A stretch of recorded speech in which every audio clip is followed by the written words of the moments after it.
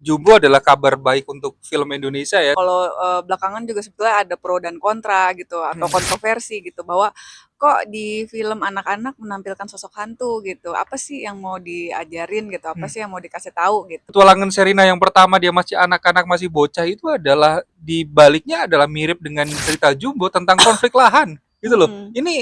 Ini apa Ternyata sesuatu bisa yang nyelip betul kok betul seperti ini itu sesuatu ya. yang sangat serius gila gitu. Maka tidak kita siap dari film ini kan sebenarnya gimana menampung pertanyaan anak-anak itu kan. Bisa selaras Hmm. antara kata dan perbuatannya gitu maksudnya. Hebat banget ya. Iya, Mungkin kita dikasih hidup kayak gini karena kita kuat iya. gitu. Oh itu Langsung iya ces jelek gitu ya. banget itu ya Nyes gitu gitu ya. bahkan iya Orang bukan untuk dewasa itu pun orang dewasa pun juga nyes gitu nancep langsung ya itu jelek sih gitu ya. betul betul. Malah dia jadi sosok favoritku sih. Halo Halo, guys, welcome to Cinema Perspective bersama saya Dewi. saya Husni Effendi. Tontonan boleh sudah selesai, obrolan baru dimulai. Nah, video kali ini kita mau ngomongin tentang film Jumbo. Ya memang sebetulnya filmnya sudah dari beberapa waktu lalu ya, kalau kami berdua sudah nonton dari ya awal atau pertengahan April lah. Tapi berhubung juga masih rame dan memang sampai per hari ini kami merecord ini sudah lebih dari 8,2 jutaan lah, mungkin mau Udah 8,3. berapa hari ya? Hampir sebulan lebih ya? Kurang tahu tepatnya tapi Ya. kira-kira sudah mau 8,3-an gitulah. Jadi dan masih rame dan mungkin masih terus merangkak naik juga sebetulnya gitu. Jadi kali ini kami mau bahas seputar ya ceritanya, kemudian atau mungkin karakternya, atau pemaknaannya, atau mungkin kontroversinya, penontonnya atau jumlah apa marketingnya juga dan sebagainya macam. Kita mau coba bahas itu. Mungkin pertama-tama sedikit sinopsisnya dulu kali ya. Ya, ya. Kalau ngomongin ceritanya Jumbo tuh apa sih gitu kan?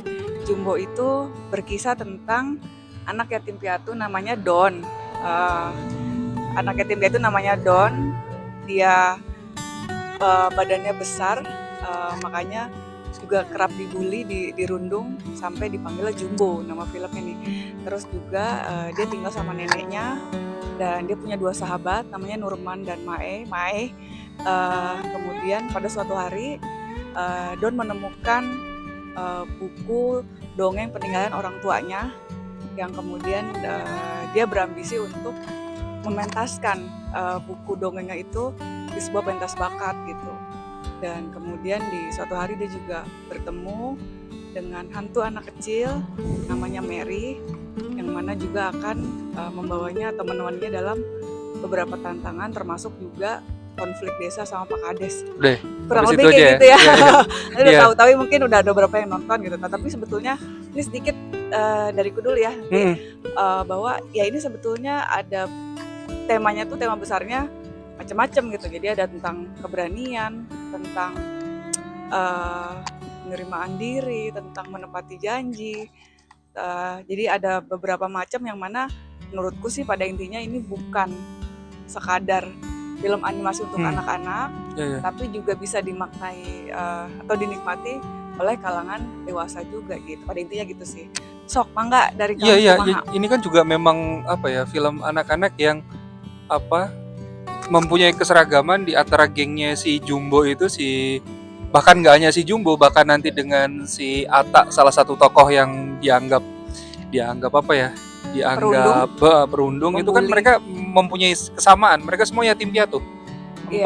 4 anak ini tapi mereka mempunyai Semuanya kehidupan yatim piatu ya, tidak ada orang tua ya, tidak ada sosok orang iya kan dan tiap anak-anak ini mempunyai karakter masing-masing dan menariknya karakter-karakternya itu cukup kuat ya, apalagi si Don dan si Ata ini. Film anak-anak yang tidak hitam putih gitu ya. Yang sepertinya untuk di karakter anak-anak tuh apa ya, semuanya si Don akan menemukan nanti sisi buruknya, si Ata misalkan juga walaupun dianggap nakal tapi juga ternyata dia punya keluarga yang sedih Ya, gitu segala belakangnya. betul gitu, dan itu yang menarik untuk kita tonton ya sebenarnya. Bilang sama si Rian Adani juga di film ini bahwa Jumbo ini adalah film untuk anak-anak kita dan film tentang apa ya, tentang anak-anak dalam diri kita gitu ya. Ya kira kurang lebih begitu, dan sepakat sih gitu. Jadi kayak apa di 4 karakter itu juga kadang apa ya kita merasa relate itu. Ya kadang kita juga bisa menjadi Don, kita juga bisa menjadi Atta, kita juga bisa apa ya, mungkin bisa seperti Mai, atau sisi-sisi baik buruk yang fluktuatif yang dalam diri kita juga terrepresentasi dari cerita itu ya. Kayak gitu sih, menarik untuk dijadikan sebuah awalan sebagai cerita aja, menarik gitu ya. Oke. Ya, kalau dariku ya, kalau secara umum nih, memang kalau dari segi ceritanya itu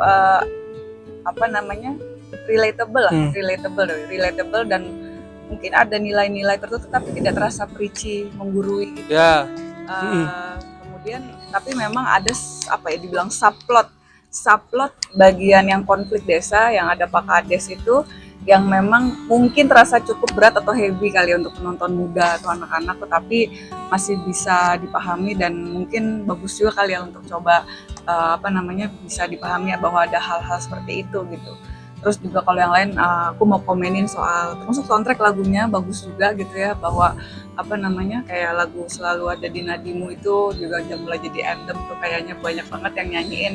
Terus juga kalau secara kita nggak bisa bilang, kalau menurutku sih aku nggak sepakat kalau ada istilah bagus untuk ukuran lokal gitu ya, atau bagus untuk animasi Indonesia gitu. Emang ada yang bilang gitu ya? Ya mungkin bisa bilang gitu, tapi ya kalau menurutku sih bagus aja gitu. Tapi memang kalau dari segi tontonan animasinya itu kualitas animasinya ya memang tidak kalah sih dengan seperti ketika menikmati animasi dari studio internasional gitu.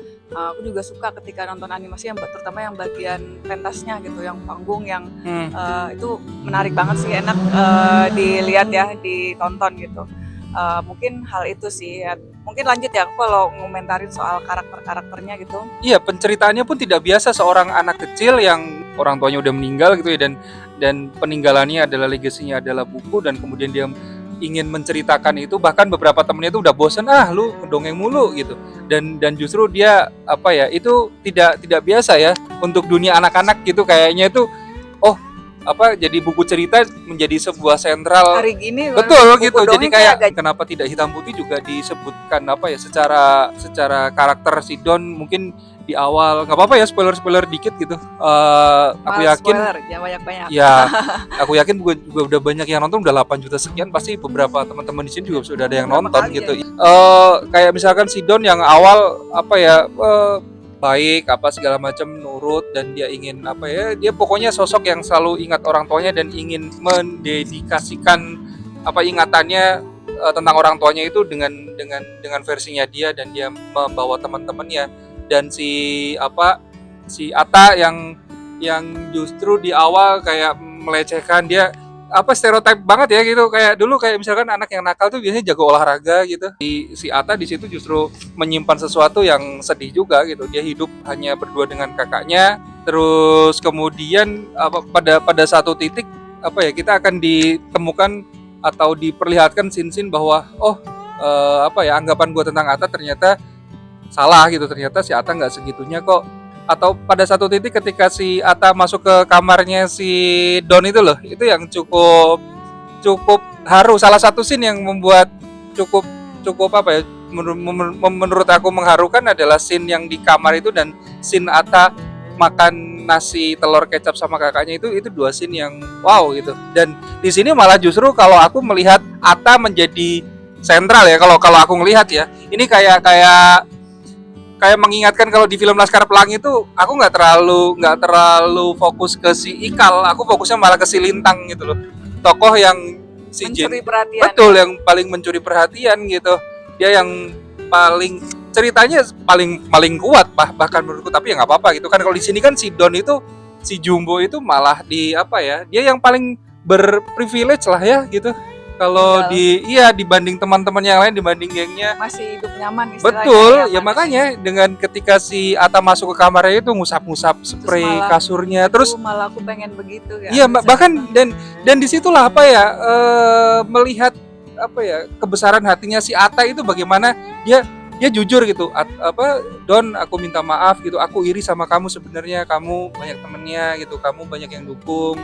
Terus itu kebesaran hati Atta yang gitu, maksudnya si Atta nggak jahat kok, dia hanya kayak bingung bagaimana menghadapi kehidupan ini gitu loh ya.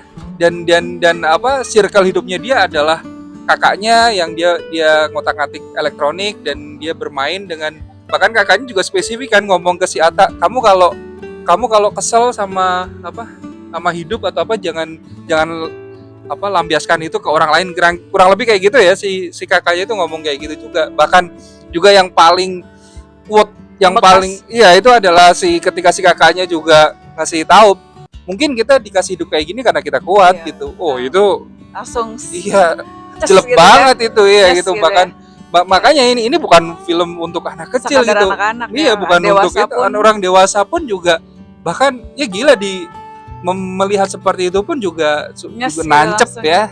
Itu Jelek sih. gitu ya. Betul.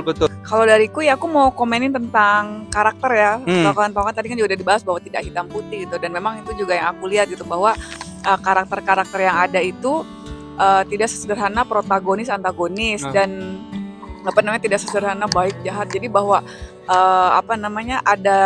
ada kebaikan tapi juga mungkin ada noda, maksudnya ada yang nggak begitu baik juga gitu. Jadi bahwa itu kayak kehidupan aja penuh dengan nuansa Caila gitu. Jadi kalau aku lihat misalnya contoh kayak Don gitu.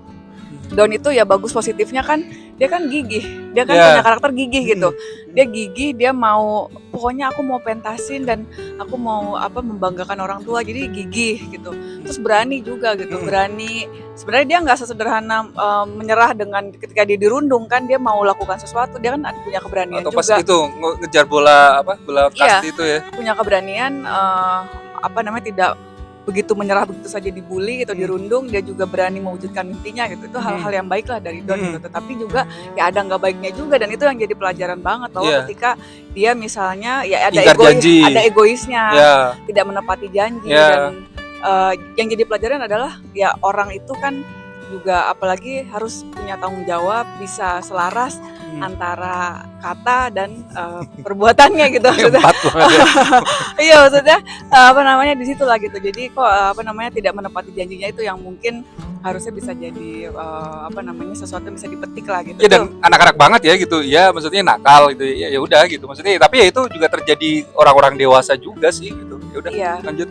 Terus yang kedua itu Don, kemudian Nurman dan Mae gitu ya, bahwa mereka sebagai sahabat ya kreatif gitu ya, bantuin mau pentas, terus loyal gitu ya. Tapi di sisi lain juga ya berani negur temannya gitu, sahabatnya gitu, si Don yang kalau misalnya istilahnya di luar jalur gitu, dia berani menegur. Dan memang itu yang aku lihat gitu, dan bahwa nilai persahabatan juga bisa untuk memberitahu ketika ada hal yang kurang baik gitu. Iya, si Mai dan si siapa? Nurman. Si Nurman ini malah kalau aku lihat cenderung kayak nggak ada kurangnya malah gitu. Malah. Iya, apalagi si Mai ya kayak dewasa gitu, terus dia yang jadi kayak penengah, terus dia yang kayak yang paling kalau terjadi konflik antara Atta dan ini juga si Mai yang maju gitu, kayaknya dia yang paling tua lah di situ ya, Mai Saroh ini. Nurman sama Mai ini. Iya.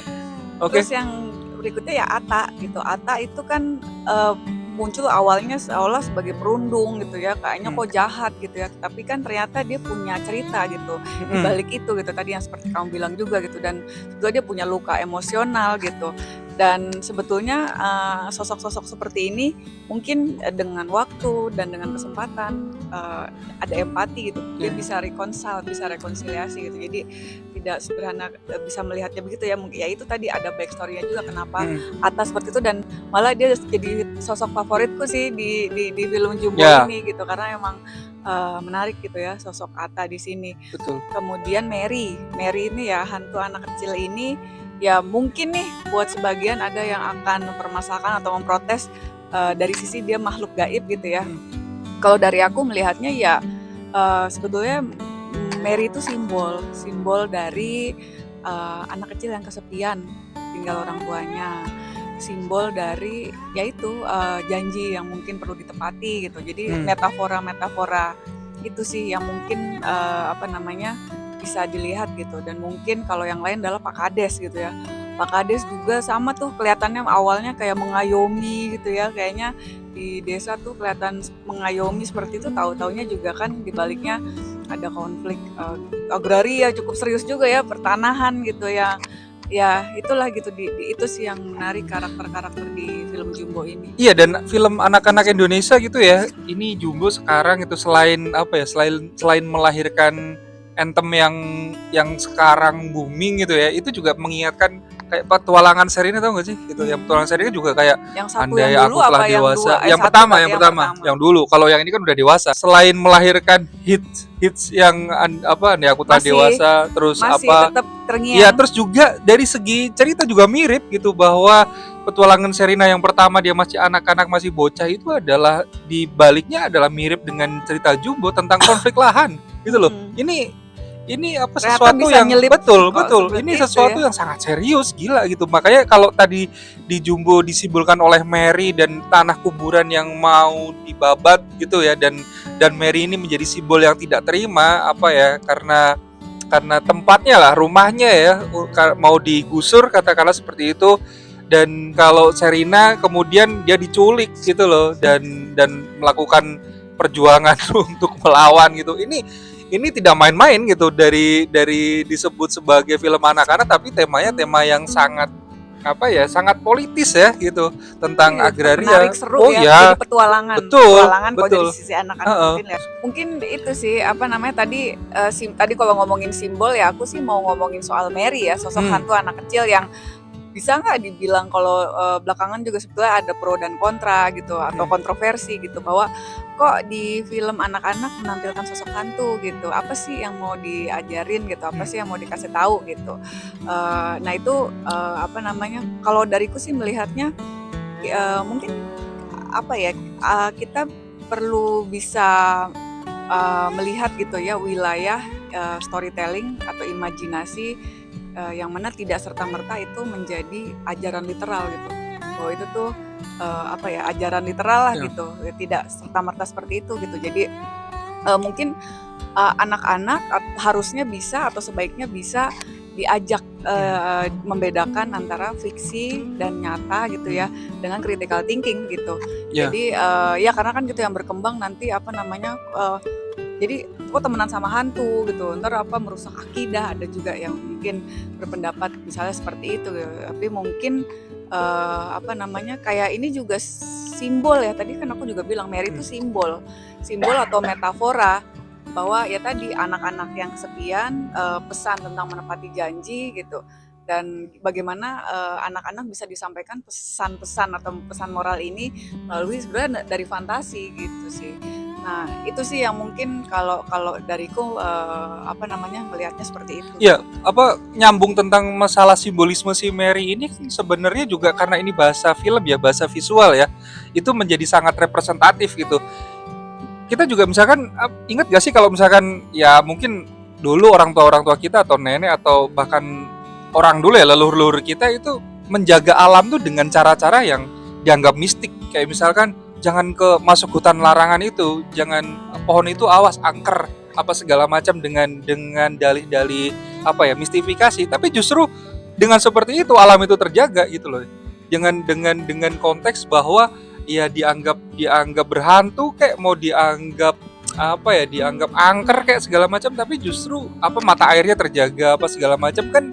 Dalam bahasa visual ini kan itu terrepresentasi oleh si Mary itu gitu ya, dengan hantu tolong dong gitu, gue mau ketemu orang tua gue yang ketika nanti itu digusur kan seolah-olah kemudian mereka juga terpisah kan, si Mary dengan orang tuanya. Itu kan simbolik banget. Ini juga mengingatkan misalkan kayak animasi, kayak misalkan apa ya, produksi Pixar gitu ya. Ingat gak sih film Coco?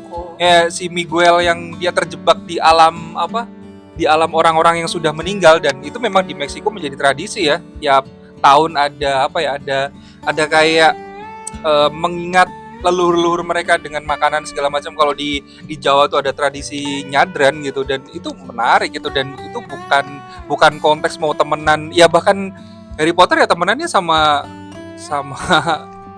penyihir gitu, atau apapun. Justru itulah gitu yang tidak kita siap dari film ini kan sebenarnya, bagaimana apa ya, bagaimana menampung pertanyaan anak-anak itu kan, yang kalau Nanya betul kritis gitu. tuh misalnya apa Ya gitu. bahkan pada konteks anak sekarang ya, ada anak yang nanya ke orang tuanya, radio tuh apa sih Pak gitu.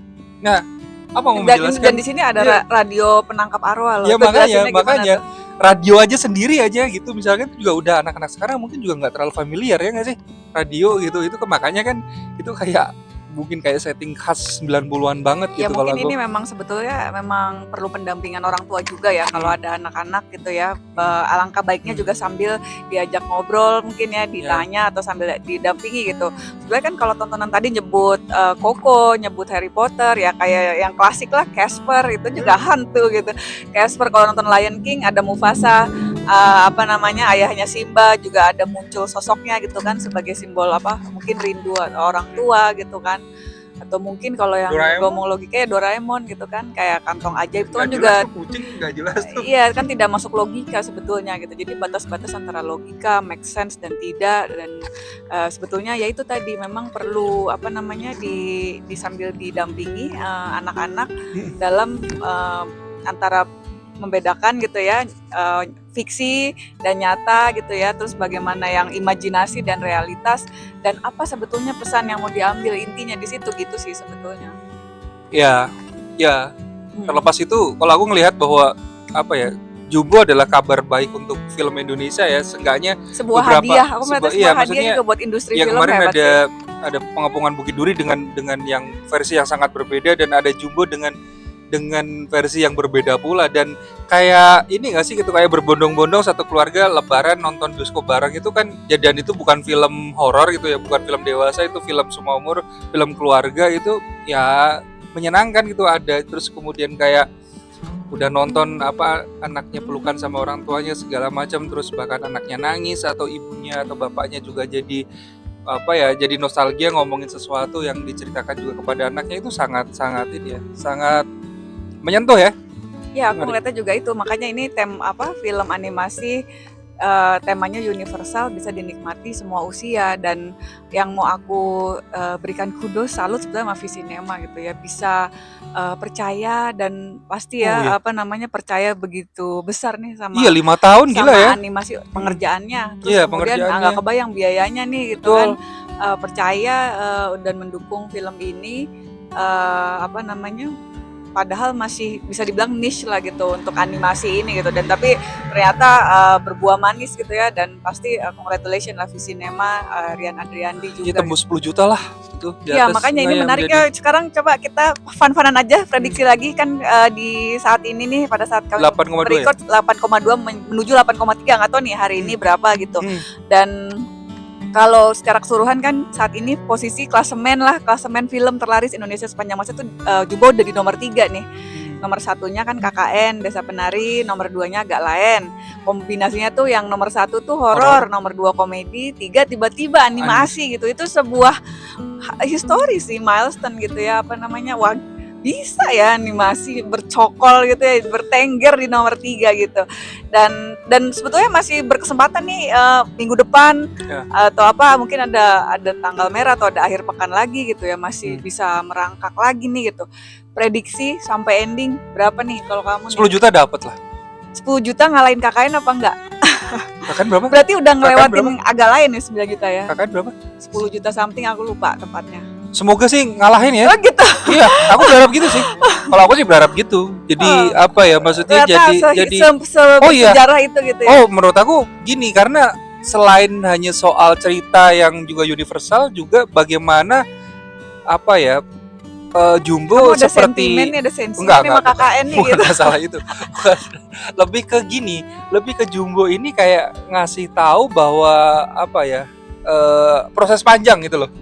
Proses panjang membuat itu betul itu dan betul itu ada sesuatu ya dari harga dari waktu itu tidak main-main gitu itu memberikan apa ya memberikan senang sih betul makanya ini ya. Kalau bertengger di satu ya kenapa tidak menurut aku sih oke gitu dan berharap itu kan gitu. Harapan ya.